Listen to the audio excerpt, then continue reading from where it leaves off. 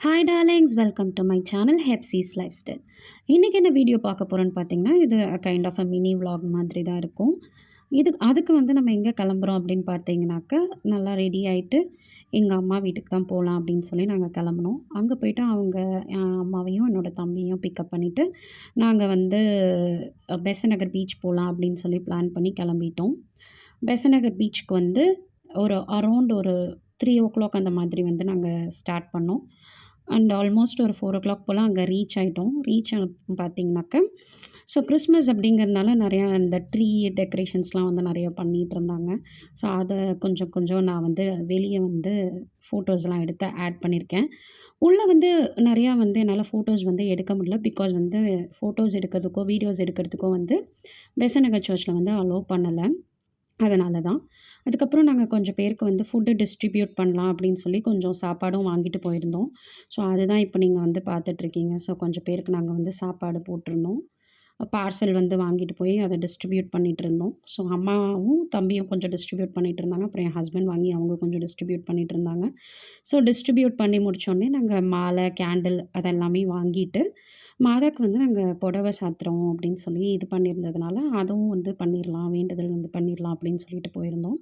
So மாதாக்கு வந்து புடவை கட்டி விடுற வீடியோ தான் இப்போ நீங்கள் பார்க்குறீங்க. ஸோ இந்த மாதிரி உள்ளே போனோம்.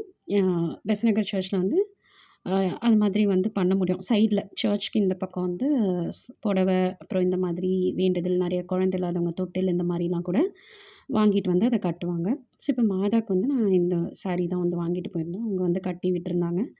அதுக்கப்புறம் நாங்கள் ப்ரேயர்லாம் பண்ணி முடிச்சுட்டு, சரி சாப்பிட போகலாம் அப்படின்னு சொல்லிட்டு, அப்படி பெசநகர் சர்ச்சுக்கு அப்படியே நியர் ஆப்போசிட்டில் பார்த்தீங்கன்னா, தலப்பாக்கட்டி பிரியாணி இருக்கும்.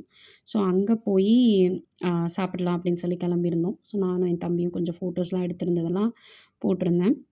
ஸோ தலப்பாக்கட்டியிலேருந்து பார்த்திங்கன்னா, அந்த பீச்சு ஃபுல் வியூவுமே தெரியும். ரோடு அப்படியே ஃபுல்லாக. அண்ட் சண்டே அப்படிங்கிறதுனால கொஞ்சம் கூட்டமாகவும் இருந்தது. அங்கே வந்து கொஞ்சம் ஃபோட்டோஸும், வீடியோஸும் எடுத்திருந்தேன்.